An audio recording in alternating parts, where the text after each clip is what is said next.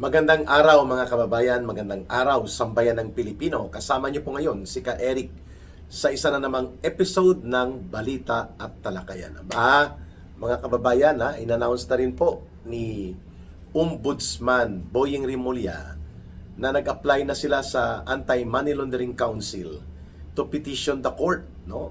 I think it will be at Sandigan Bayan or Court of Appeals para sa pag-freeze ng mga assets ni Martin Tambaluslos Romualdez. Mukhang tuloy-tuloy po ang pagbabanggaan na ito ng dating magkakaalyado Romualdez, Rimulya, Marcos. Mukhang hindi naman po gagawa ng ganitong mga napakabigat na hakbang si Ombudsman Boyeng Rimulya nang hindi ito nalalaman o may pagsang-ayon mula kay Bongbong Marcos Jr. Particularly si Martin Romualdez po ay magkakabarkada yan sila. Si Romualdez, si Rimulya, si Marcos at dati pati kasama si Saldico nang nasa loob pa ng sindikato nila. Kaya nga malakas ang loob ni Martin Romualdez na magpahayag na wag niya kong gamitin na fall guy o itatapon niyo ko sa ilalim ng bus sapagkat hindi ko papayagan na dungisan niyo ang pangalan ko. Marami akong alam, marami akong nalalaman, at marami akong pwedeng sabihin. Wow! Direktang pagbabanta mula kay Martin Romualdez po ang inihayag niya. Pero sakali pong maaprubahan at mukhang doon yun papunta, ang asset freeze order na ilalabas ng Anti-Money Laundering Council laban sa mga bank deposits, financial transactions, insurances, assets and properties that may be related dito sa alleged na mga criminal cases ni Romualdez, pinangunahan na mismo ng Ombudsman ang pagdulog sa Anti-Money Laundering Council, AMLAC, upang magsagawa ng ganitong hakbang, kagaya po ng ginawa ng pagpa-frozen na sa mga ari-arian at mga financial na mga deposito, bangko, at iba pang mga sources ng pondo at resources ni Saldico, mga kababayan. So, kung maaprubahan ito, at sana mabibilisan ito, nagpapakita that the reality of the crack in the alliance among the group of Romualdez, Marcos, and Rimulya ay lalo na pong lumalakas na mabibitak at mabibiyak po ang kanilang mga pakikipag-alyansa. At alam natin na maraming ikakanta talaga si Martin Romualdez patungkol kay Boyeng Rimulya, patungkol kay Marcos Jr., kay Sandro Marcos at kay Lisa Araneta. Kaya tingnan natin kung kukurap o sino ang kukurap. At kaya nga konfirmado na rin na hindi po nakapag-travel kahapon papuntang Singapore si Martin Romualdez at may nakuha na nga tayong case number ng kanyang kaso, kriminal at administratibo na isinampa sa Ombudsman at ito ay nairaffle na o nasa kamay na at jurisdiction ngayon ng 7th Division ng Sandigan Bayan. Kahapon ito ng hapon lumabas. And doon na rin po yata nagsampa ng petisyon ang Ombudsman upang magkaroon ng preventive order for whole departure laban kay Martin Romualdez na hindi po siya makakalabas. So dalawa yon ang aksyon na ginawa po nila Ombudsman Boyeng Rimulya.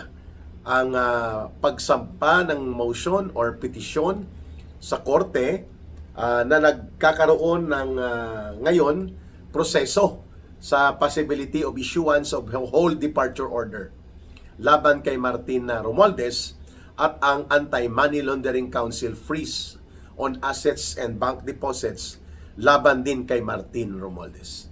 So kung sinasabi ng iba na drama ito, mukhang malabong maging drama eh.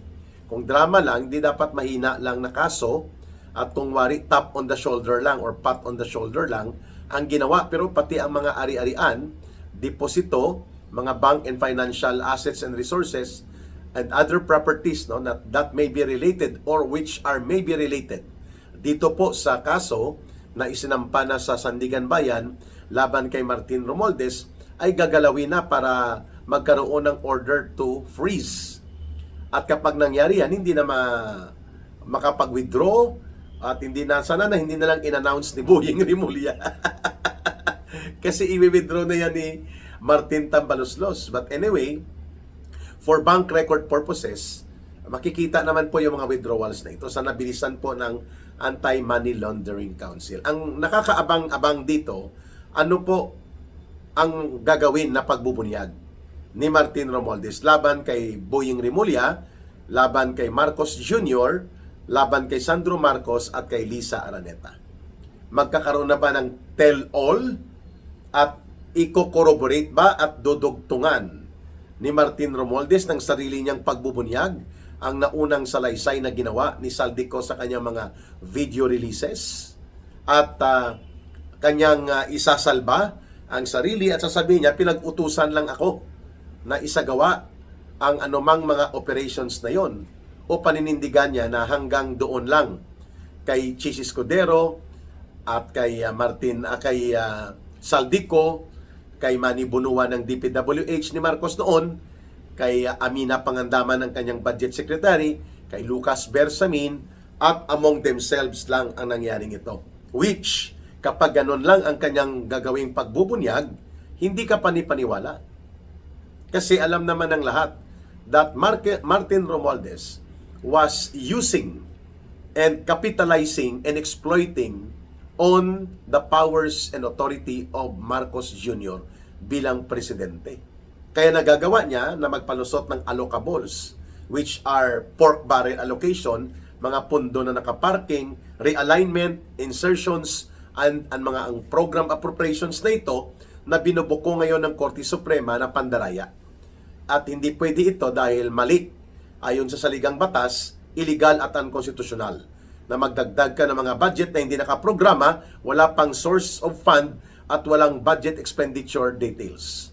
Yan ay parehong tinatawag na lump sum budgeting, which is unconstitutional and similar to pork barrel operations na pwedeng magkaroon ng pandarambong at pangungurakot.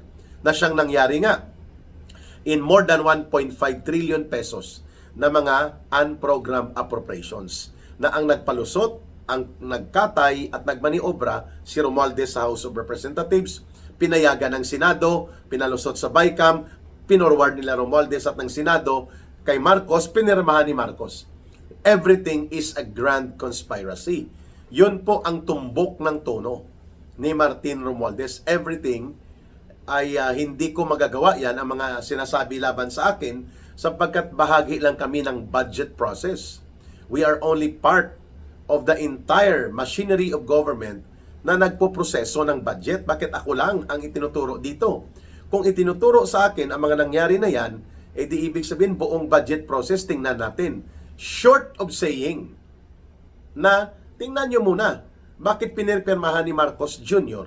at ipinapatupad ng kaniyang gobyerno sa Executive Department ang mga budget na sinasabi nilang dinaya namin, dinaya ko. Bakit niya pinapatupad? Oo nga naman, ano? Diba? May punto si Romualdez. Kahit anong pandaraya ang gagawin namin, granting for the sake of discussion, dinaya ng Kongreso, pinalusutan ng Senado, inariglo at kinamada, at nagmaniobra na maging sindikato ang budget, pero ang last touch si Marcos. And imposible na hindi niya mapapansin. Diba? Sa kanyang unang pananalita noon, ng kanyang sinita si former President Rodrigo Duterte, nang ibinunyag niya na may mga butal-butal, may mga blanco ang budget 2025, sabi ni Marcos Jr., sinungaling si Duterte. Ngayon, humarap siya sa pagtitipon ng mga abogado sa ilalim ng organisasyon ng Integrated Bar of the Philippines. At anong sabi niya? Sabi ni Marcos Jr., binasa ko, no? I read and perused the more than 4,000 pages of the budget. At ito ang malinis na budget at pinag-aralan ko lahat bago ko pirmahan. O, di? Ngayon, sa 2025 alone, 475 billion pesos ang naging unprogrammed appropriations at mga insertions. Yun lang po na nahuli. At ang naveto lang ni Marcos dyan, 29 billion. So mahigit 450 billion pa ang pinalusot at dinaya na budget na pinirmahan at ipinatupad ni Marcos. May punto ba si Romualdez sa kanyang pagpupuna sa sinasabi niya na bakit ako? Bakit akong mastermind? I will not allow myself to be a fall guy for someone or somebody else's corruption. Wow! Heavy words, mga kababayan. Masaya ito sapagkat nagkakalaglagan na. And all the more, lalo na kapag nag-consolidate na ang desisyon ng Korte Suprema na ang unprogrammed appropriations na pinalusot sa budget cycle na 2023, 2024, and 2025, pinalusot ng Senado, pinalusot ng House of Representatives, kinonsolidate nila at pinadala kay Marcos Jr., pinirmahan ni Marcos at pinatupad ang more than 1.5 trillion pesos na unprogrammed appropriations. Lahat ng ito pag dineklara na unconstitutional, pagpapakita po ito ng kriminal na ginawa sa budget. And that cannot only be exclusively on the shoulders of Martin Romualdez. Kasama dapat yan, syempre, ang mga senador, no, during that time, sa huling bahagi ng budget cycle for 2025, si Grace po ang pasimuno niyan, and I think pati si Cheese Escudero. So si Martin Romualdez at sila Kimbo, kasama pa dyan kasi umatras kunwari si Saldico dahil mainit at mabaho na ang sindikato ng mga operations nila at nabubunyag na. O ngayon, nagkukunwa-kunwarian si Marcos Jr. na wala siyang alam. Sabi niya sa harap ng Integrated Bar of the Philippines, and there are videos circulating on social media, sa YouTube, sa maraming social media platform, na sinasabi niya na kanyang binasa, pinag-aralan niya bago siya magbigay ng kanyang lagda o pirma doon sa 2025 budget na may pinalusot na more than 450 billion pesos na dinaya, sinindikato at inistapa na portion ng budget, pinirmahan at pinatupad ni Marcos Jr. So the question being raised by Martin Romualdez against Marcos indirectly, without short or without directly saying na bakit ninyo tinanong si Marcos? Sino bang pumipirma ng budget kung ginagawa naming sindikato, dinadaya namin yan, minamanipulate namin ng Kongreso, Senate, and the House, but the last touch of the budget to become law and executory ay nanggagaling sa pirma ni Marcos. Tama nga naman, ano? O paano mo ipaliwanag yan, Boying Rimulya? Bakit hindi mo ginawa ng case build-up si Marcos Jr. sapagkat this is a grand conspiracy? Well, saan ito patutungo? Ang ini-expect natin, aariglohin nila si Martin Romualdez. Pero naisampa na ang kaso. May mga petition for whole departure order na. May freeze order na sa kanyang mga assets na inaplayan. And mayroon na rin pong posibilidad na i-release na ang arrest order o warrant of arrest laban kay Martin Romualdez. So mabigat na po ito. Maybe the bridge is starting to burn down between Marcos and Romualdez, and between Romualdez and Boying Rimulya. Magka-fraternity brad po si Romualdez at si Rimulya.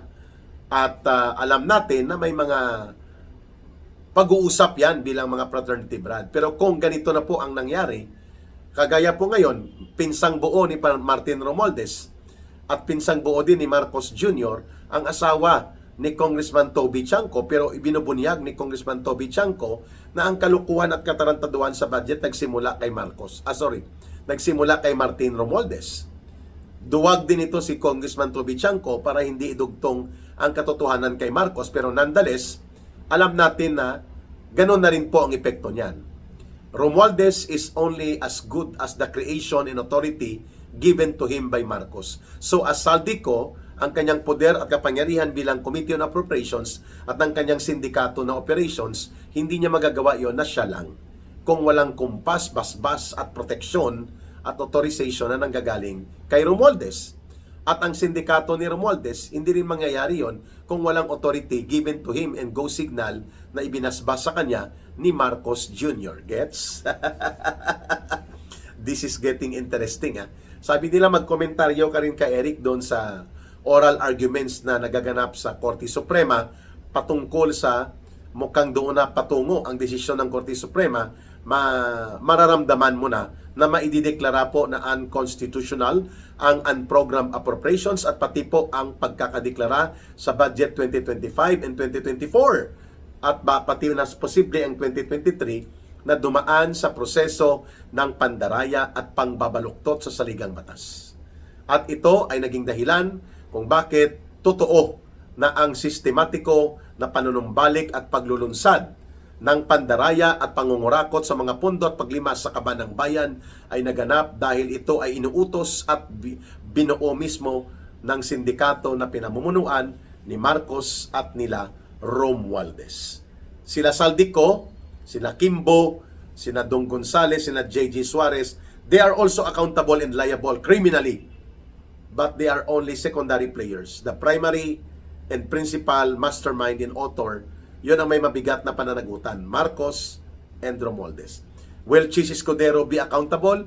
Mukhang doon na rin papunta, no? Ang kaso ni Chis Escudero will be similar sa kaso against sa kay Martin Tambaluslos.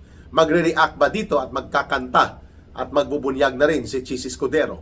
Si Saldico, hindi pa makumpirma, pero mukhang pinapanindigan ng gobyerno by the way that the Philippine National Police issued the latest bulletin that they are coordinating now for the possibility of the completion of the turnover via deportation from Czech Republic against Saldico. And more than that, wala nang balita. No? So si Saldico, kung magkakaroon na siya ng pagbubunyag via the omnibus affidavit na gagawin niya, malaking tulong ito.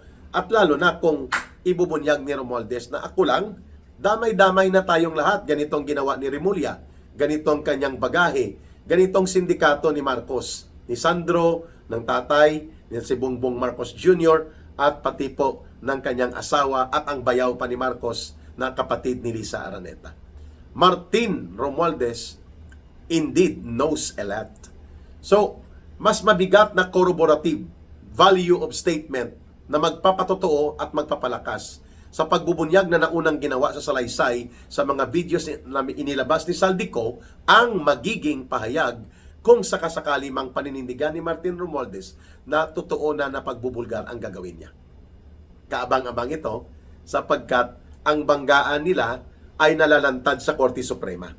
Ang crack at banggaan ni Romualdez at Marcos at nila Remulla ay alam na alam ni Saldico at alam na alam din ni Martin Romualdez. Parang dogfight na to sa mga fighter planes, sa mga modernong teknolohiyang pangdigma. Pag sinabing dogfight, bakbakan yan sa impapawid at may mga patambling-tambling, may mga pa-circle sa mga abilidad kung paano magbira ng atake sa kalaban na fighter jets.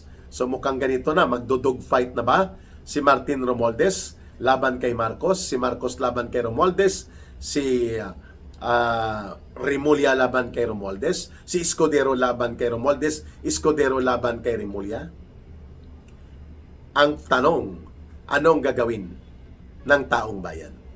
Ano ang gagawin ng mga so-called gatekeepers of democracy? Ano magiging paninindigan ng malalaking mga influential groups such as the Catholic Bishops' Conference of the Philippines, such as the Iglesia ni Cristo, such as the Armed Forces of the Philippines, such as the Philippine National Police, at iba't ibang sektor ng lipunan? Mananatili ba tayong audience? Hindi ba tayo magiging participant para umusad ang pagbabago? Tanggalin ang mga nasa kapangyarihan pa, starting off with Marcos, sa pamamagitan ng pagtulak ng kanilang resignation, including Romualdez, at sila ay ipailalim sa hustisya at katarungan sa proseso ng batas at panawagan ng taong bayan? Hanggang audience na lang ba tayo? Hanggang kailan tayo manunood ng ganitong spectacle of political maneuverings? Pero, siyempre, nandyan ang katotohanan. God may have created the ways for people, for the Filipino people to see, but God will only lead us on the way, but to take the way. Ang gumawa ng hakbang upang suyurin ang pagbabago at pagsulong at pagunlad at ang pagtindig sa tama, hindi na pwedeng gawin ng Diyos yon para sa atin. It will be among us na mga taong bayan. Maraming salamat po sa inyong pagsubaybay, pagtangkilik, pag-promote, pag-like at pag-share ng ating mga videos at mga uploads at mga live stream sa Ka Eric Celis YouTube channel. Ganon din po sa ating Ka Eric Jeff Celis Facebook account. Maraming salamat mga kababayan, mabuhay po kayo, mabuhay ang sambayan ng Pilipino, at sana po ay magpapatuloy ang ating pagtindig sa katarungan at katotohanan. Para sa Diyos at sa Pilipinas nating mahal, mahalin natin palagi ang bansang Pilipinas. Walang ibang magmamahal nito kundi tayo ring mga Pilipino. May God bless everyone, and may Allah will be with those who are Muslim brothers and sisters. Maraming salamat. Bye for now. Ito po si Ka Eric. Mabuhay!